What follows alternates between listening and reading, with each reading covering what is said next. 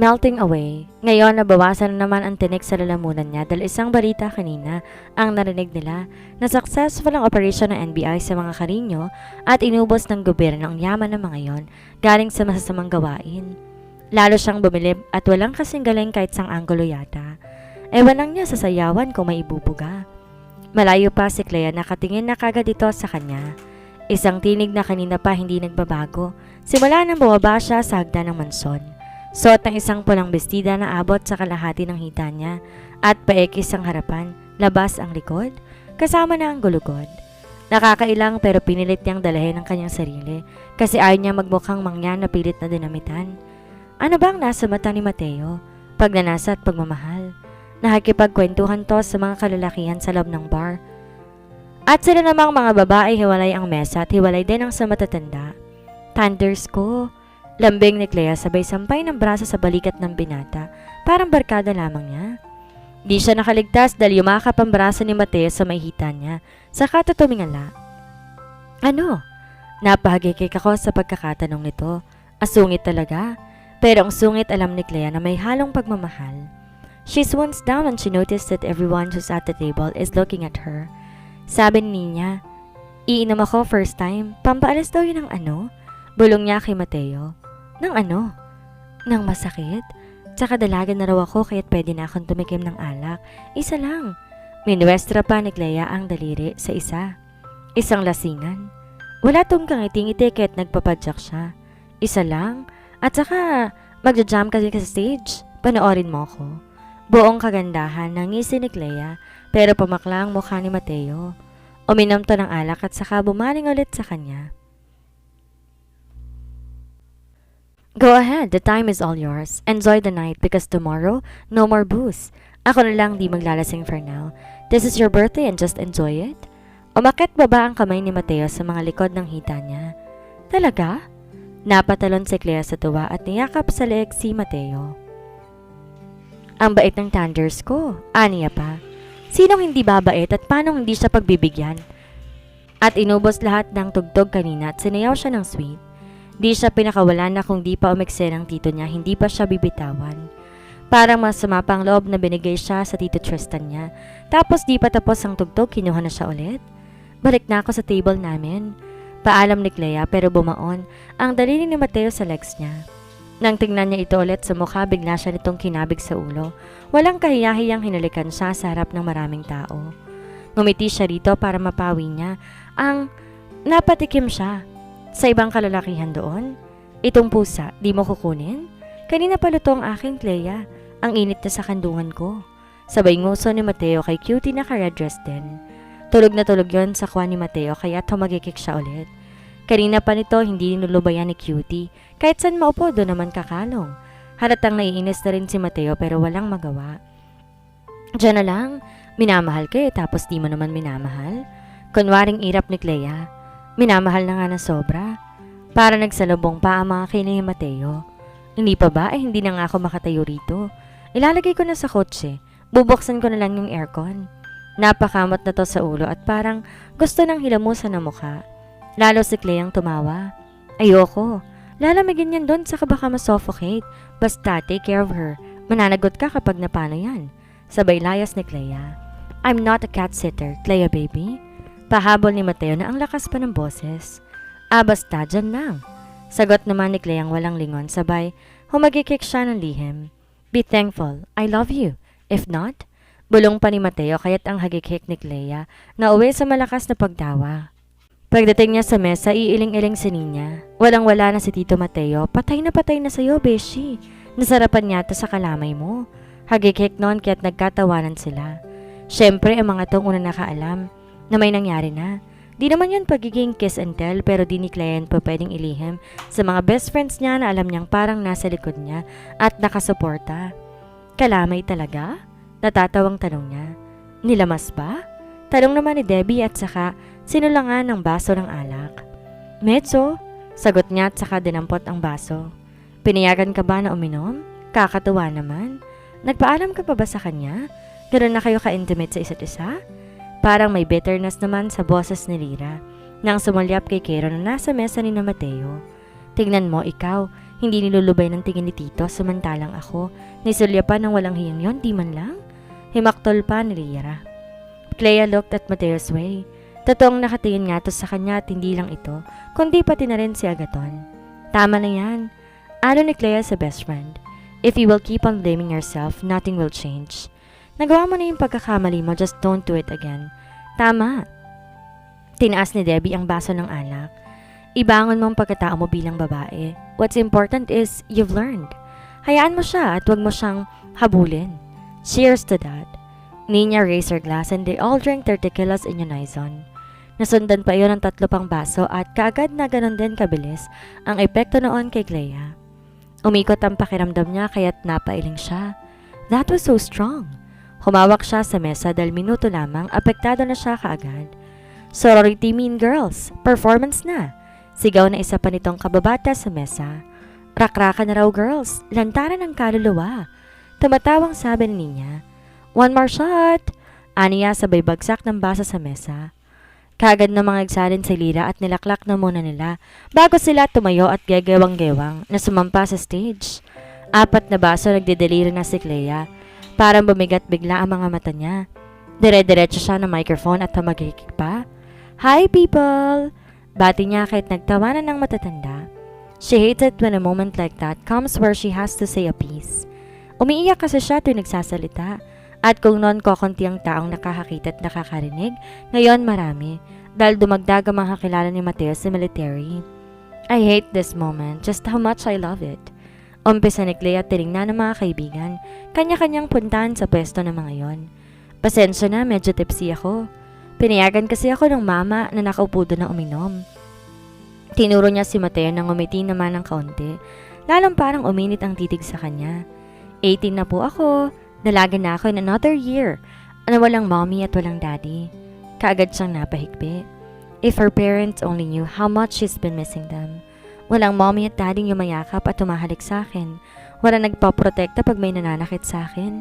I've been like this for 3 years and my best friends were my only companions. I hate to cry but I guess this moment is a tradition whenever I'm celebrating my birthday.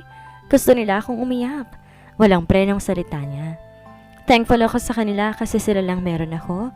But maybe my parents are worried too much about me in heaven. Nag-ask yata sila kay Papa Jesus na bigyan ako ng angel. A man. Mas lalo si Claire lumuha ng tumingin kay Mateo. Alam kaya ng lalaki kung gaano siya nagpapasalamat sa biglang pagdating nito at di lang basta naging tagapagligtas niya, kundi naging perpektong lalaki na nagturo sa kanya ng maraming bagay. He came and taught me so many things. He's bossy and snob but he's a very kind-hearted, and he's the reason why I'm feeling glad celebrating my birthday tonight. We are unlikely the same. I'm vocal while he's not, but I know whatever it is that I'm saying right now, he will appreciate it though he might never show it. She smiled against the mic. Thank you to my tita. Hindi niya pinagkait yung baby thunders niya. Sinulya pa ni Clea si Tita Jesusa gamit ang namubukay na mga mata. Buong pagpamahal naman ang umiti sa kanyang matanda at nagpupunas pa ng luha. Salamat sa best friends ko na hindi ako iniwan kahit anong mangyari. To their parents who had been also my parents, sa tito ko. Tinignan ni Clea si Tito Tristan. Masama pa rin ang loob niya, pero alam niyang darating ang araw mapapatawad din siya ng tiyuhin. At isang malaking bagay ang pagpunta noon sa birthday niya. He's opening a new door for the both of them and she's not going to close it. She never did. She never will. Nagsisirin siya na napagsalitaan niya yon ang hindi maganda dahil sa sobrang sama ng loob. Pero habang nakikita niya yung nakaupo at nakatingin sa kanya, para nakikita rin niya ang daddy niya. Sa yaya ko na mahal ko, nginitian niya ang kanyang yellow ring. Sa pusa ko na si Cutie Pie, nagtawanan ng lahat. Oh, bakit? Mahal niya si Cutie at kuting pa iyon, talagang magkabody na sila. Ihahanap na nga niya ng boyfriend para parehas na silang hindi na virgin. And to my perfect withstander, my man na kumuha sa yaya ko. Nagbigay ng lahat ng tot, nagbigay ng lahat ng tapang. At tinuturuan ako kung paanong alisin ang takot ng kakambal ko na sa loob ng 3 years. I love you, Thunders ko. Love kita kahit di ako tipsy. Hagikik ni Clea pero biglang kinalampagin niya ang cymbals kaya't napatigil siya. She glanced at Mateo and she saw passion in his eyes, accompanied by his undying ego, and he mouthed her, I love you too. That made her sweep silently. Sorry, Nag-peace sign si Nina na halatang lasing na rin tulad niya. When Debbie glides her fingers on the strings of the guitar, the other girls start to play their own instruments. Si Keiro ay nasa isang sulok na at nakasuot ng headset. He is operating the music player. Naningkit ng mga mata ni Clea nang tumingin doon nang itaas na ni Keiro ang kamay para bigyan siya ng signal kung kailan tutugtog at kakanta. Nagwawala naman sila at malamang pagkatapos na kumanta ng 6 na kantay sabog na silang magbabarkada. Bumaba si Clea mula sa stage at dinampot ang isang bote ng alak pero may pumigil sa kamay niya. You are so drunk, baby girl. Ani Mateo na nakatayo sa likuran niya. Alalay siya sa gulugod. Kagad na uminit ang katawan ni Clea nang maramdaman niya ang palad ni Mateo sa balat niya. She cannot understand. It is because of the tequila or is just because of her strong admiration towards Mateo. The spark is really so fortified that she cannot even control it. Ay sana lang, iuwi mo naman ako, di ba? Namumungay ang mga matang lambing ni Clea sa binata at saka diretsong tinungga ang alak. Oh baby, are you still hurt? That's why you're drowning yourself? Tanong ni Mateo sa kanya kaya humarap siya at kamuntik pa siyang matumba. Mabuti na lang nakalalay naman kaagad si Mateo sa katawan niya. He looks so worried and his eyes cannot hide it. I am not hurt. She beams and rubs her forehead on his chin. I'm happy. I've never been so happy before, kaya ayusin mo. Kapag sinaktan mo ko, hindi ko alam kung paano, sabi ni Clea. Hindi niya alam kung saan nanggaling iyon. Alam niyang takot pa rin yun na hindi niya mailabas at ngayon, kusang nanulas sa kanyang bibig, galing sa puso. You may hurt me but I never will. Iling ni Mateo sa kanya. He plants a soft kiss on her forehead. Mabuti na lang at may kamison. Kung hindi malamang nakaboyangyang na ang panty ng bruha. Pre, sagot ni Clea saka umikot at sumandal kay Mateo. Sayo na tayo pre. Halos pumipikit na ang mata ni Ninya pero parang ayaw pang tumigil. Mariing kagat ni Mateo ang labi habang inaalalayan si Clea. Buong bigat na yata ng dalaga ay nasa kanya. Tingin niya tutumba na to maya-maya lang. Ang likot-likot pa naman at ang mga kasama sumasayaw na sa stage nang walang tugtog. Para mga siraulo na. Anong sayaw? Cha-cha? Suminok ang dalaga. Shasha? Nangunot ang noo ni Mateo. Anong shasha? Kailan pa nausong sayaw na shasha? Ganun na ba siya katanda para hindi niya malaman ang tema ng sayaw na yon? Cha-cha? Kahit anong sayaw? Hagighik ni Ninya habang nilililis ang gown. Holy Christ! Natutop ni Mateo ang noo. Ninya, fix yourself. Ayoko. Pumasag-pasag yan at sumimangot. Nasa na ba ang ate niya at parang pinapabayaan ang anak na mukhang loka-loka na naka-half lip? Clea's tired and we're going home. You'll faint in no time. I assure you that. Sabi pa rin niya pero sumenyas na si Clea kay Keiro. Keiro, despacito. Pikit na sabi nito sa kaibigan na tumango naman, naglakad pupunta sa music player. Ano bang parusa ng impyerno sa kanya? Sasayaw ang Clea niya ng despacito sa harap ng maraming tao? You will not dance to that tune. That is so sexy. Angal ni Mateo pero humagikik ang dalawa. Bayad ko lang to sayo. Di mo ba alam ang dance troupe naming apat? God, Mateo, my tenders, watch us. Inaplos ni Clea ang braso niya kaya't napakislot siya. Don't you dare do that. He scolded her. Agad nawala ang ngiti nito at tumingin sa mukha niya. She has that very sad face that looks so embarrassed. God, what have I done? Hey, I never meant anything bad. Hey! Nataratantang inangat ni Mateo ang baba ni Clea. Ayaw mo na hinahawakan kita? Sorry. She moved her head away and raised both. No, I never meant that. Baka gawin mo sa iba, that's what I meant. Nalilitong paliwanag ni Mateo. Hindi niya to gustong masaktan. Umiyak at worse, lumayo ang loob sa kanya sa pag-aakala na di niya gustong ginagawa nito. You are my Mateo, that's why I touch you. That is Attorney Agaton, Tito Froilan, your friends. Sinong lasing? Alam ko na ikaw ang ginagawan ko nito. Kaya bakit ka nagagalit? Tampo pa ni Clea. Hindi nakakalimot kahit nalasing na lasing. Hindi na kung ayaw mo. She took a swig straight from the bottle. No! Iling ni Mateo at kinalama ang sarili. I wanna dance. Uminom ulit to ng alak habang si Ninya ay walang pakailam sumasayaw kahit wala pang tugtog. Mamamatay siya ng maaga sa 4 na magbabarkada. Iwanan ba naman siya ng 4 na lasing? Then dance. Labas na ilong na sagot ni Mateo. I'll make you a pole and I will let you dance in front of me every single day after we get married. Kahit naiinis si Mateo, wala siyang magawa. Namewang siya na marinig na mag-umpisang umere ang intro ng kanta. Clea giggled and faced Nina. Hawak pa nito ang bote at humalakak habang unti-unti gumagalaw ang malapad na malakang sa tugtog na medyo mahalay at di niya maintindihan. Bastos ang kantang yon pero maraming nakaka-appreciate kasi magandang pagkakalapat ng musika. At si Mateo sa edad na ganon isa rin sa may gusto sa kanta, lalo pat naiintindihan niyang lyrics. And he will love it even more because she's dancing to its tune. Lumibot ang mga mata ni Mateo sa paligid, lahat ng lalaki nakatingin sa mga babaeng sumasayaw.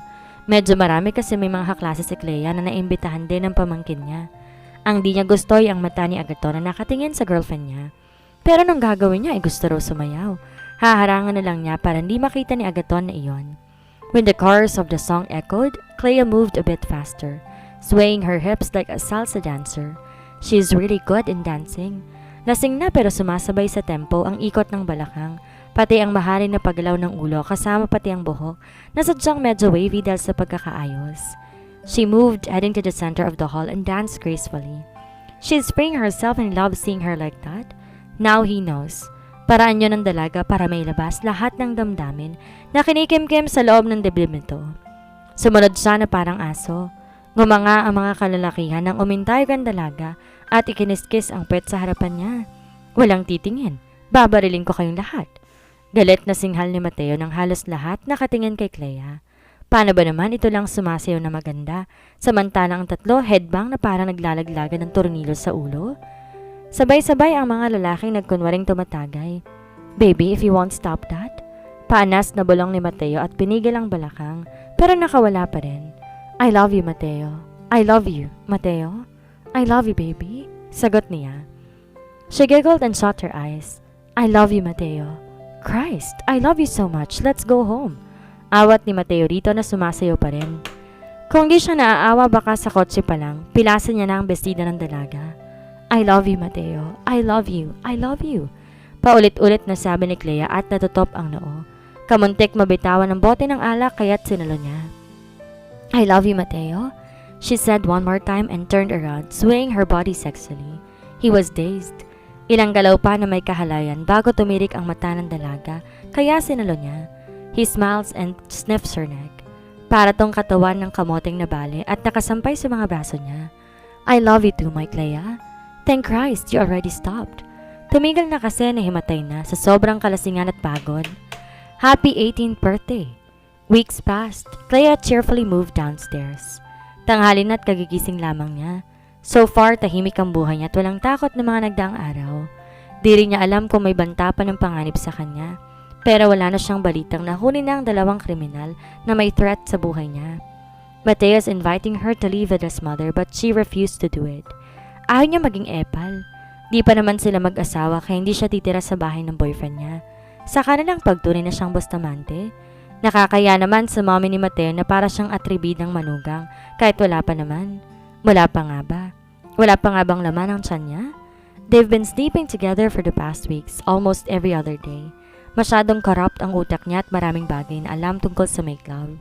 Lahat yata na iparanas na sa kanya ni Mateo at wala silang pakialam parehas kung magbunga na yon. She's aware that it could possibly happen. They talked about it and planned about it wisely. Sabi niya priority muna sana niyang mag-aral. Pero pag sinabi sa kanya ni Mateo na gusto nitong mag-anak kasi tumatanda na, nawawala siya sa tamang landas. Pero binigyan siya ng 2 taong taning. Okay din yan sa kanya. Pero tuwing may nangyayari parang parehas sa silang hindi maawat, bumibigay siya. Hinahayaan niyang gamitin siya ng walang proteksyon. Mas matimbang yata ang pagmamahal niya kaysa pangarap niyang maging abogado. Pero kahit magbuntis siya at mabigyan muna ng isang baby si Mateo, okay na yon. Babalik siya ng pag-aaral at magiging isang lawyer sa hinaharap. She cannot just take and grab anything from him. She has to give. It isn't fair if he's the only one who will always give. There must be equality in everything to balance the relationship, and it's amazing. Nakakatuwa ang pagsasama nila dahil ni minsan, hindi pa sila nag-away o nagkatampuhan. He's very understanding though mostly sensitive all the time. Parehas naman sila at siya, ubod naman ng selosa. Dala na rin yata ng kawalan niya na mahal sa buhay kaya't selfish siya sa pagmamahal ni Mateo. At kahit sino naman babae hindi matutuwa na may kaagaw, But she trusts Mateo a lot. Napatigil si Clea sa may hagdan at sinilip ang daliling may singsing. Regalo yun sa kanya ni Mateo na parang engagement ring na rin. Birthstone niya nakalagay na bato roon, bright red diamond. Nakakaya namang tanggapin at di ni Clea tinanggihan dahil kung tatanggi raw siya, para na rin niyang sinabi na tumatanggi siya na magpakasal sa hinaharap. Simula na magising siya, pagkatapos ng birthday niya, hindi niya na hinubad iyon ni isang beses man. Nasilip niya ang binata na nakatayo sa sala at may kausap sa phone. Hawak itong isang papel at parang may high blood. Ang ginawa niya, tahimik siyang lumapit at niyakap to sa likuran. "Morning," she greeted. Saglit tong tumigil at tinignan siya. His face was stern yet still smiled at her very lightly. He kissed her and got back to his phone. Namimilyang hinaplos niya ang tiyan niya at suot na t-shirt at pababa sa may bukol. Nakaagad namang hinuli ni Mateo ang kanyang kamay. "I will call you later." Anito sa kausap at baliwalang init siya ang cellphone sa sofa. "Naughty girl?" Pumihit to at saka siya inangat sa sahig. She immediately encircled her arms around his neck and so as her legs on his waist. "Sino yon? Babae yon?" Tanong ni Clea sabay angat ng kilay. Mateo smiles. "My fellow man. He's asking if I could come to see the president myself. Wala pa naman eksaktong araw," he explained. "Punta ka." Wika ni Clea pero ang mukha ni Mateo alam na kaagad na hindi iyon totoo. "Pero sasama ako?" Irap ni Clea kaya tumawa to ng malakas. Oras na tumakas to talagang tatamaan sa kanya. Lalo pat nasa kampo ang babaeng pinagsaselosa niya ng husto. Binuran niya ang email ad ni Mateo at pinaltan ng bago. Nadismaya pa nung una kasi doon daw ito nakokontak at iba't ibang ahensya ng gobyerno. 28 pa lang daw to at yun ang gamit na email address at binura lamang yon ng ganun lamang. Dismayado ang matanda dahil limot na raw ang password at wala nang pag-asang mabuksan. Yun din ang gamit sa Apple account at nawala sa isang iglap lang. Pinalitan naman niya ng bagong email address kaya lang wala nang mga contacts. Bakit pa? Ayaw niya na mag-send pa ng babae na yan ng pictures at nang minsan, tumawag ay sinagot niya kaagad. Di naman nagalit si Mateo at natawa lang. Pinalitan niya rin ang number niya basta lang. Dismayado na naman kasi mas malala daw dahil yung mga papeles na pinasa sa gobyerno na iyon, contact number na nakalagay. Wala na. She flushed the SIM. "Kalkalin mo sa Poso Negro kung gusto mo." Mataray pa na hamon ni Clea noong nakarang araw kaya't napakamot na lamang sa ulo. Siya pa may ganang wag imikan si Mateo at isa pa ang nanuyo sa kanya. Arte lang naman niya yun para masubukan kung hanggang saan pa rin ang kayang ipagpasensya nito. Pero nagsorry din naman siya and what made her feel so grateful and luckily blessed? He never got really mad. Ipaasikaso na lang daw sa sekretary ang lahat for her not to worry at all. "Isasama kita. Kahit sa banyo kung gusto mo isasama rin kita eh. I thought I was the one who's possessive and claimant. Mas malala ka pa pala sa akin." Umiling ito at hindi matanggal ang ngiti. Clea giggled but she later looked at it seriously. "I just want to own someone because I have no one except you," she sadly said. "Ikaw lang ang meron ako at alam mo naman yon." "Oh, I do," he tutted. "Never mind, I understand. I feel the same and I'm proud of being possessed." Anito tinilikan ang dulo ng ilong niya. "Breakfast?" he asked with a big smile. Pahalik-halik to sa mukha niya kaya't napapapikit siya. "You," she inaudibly replied. Mateo lowly chuckles. "Me? Meaning did I take my breakfast already or it has another meaning? Want me as your breakfast?" Clea giggles and blushes. But yes, it's the latter one. She's always been craving for him this past few days.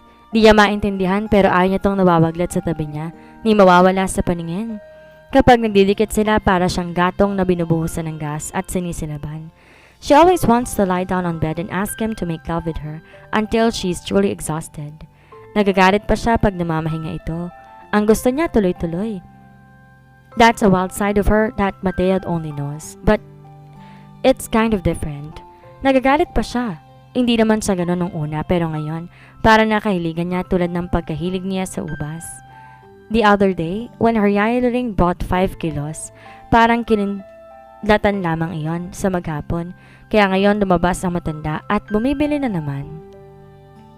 At dito na po nagtatapos ang kabanata ng ating kwento. Sana'y muli niyo po akong samahan sa mga susunod pang kabanata. Maraming salamat po. Ingat po tayong lahat.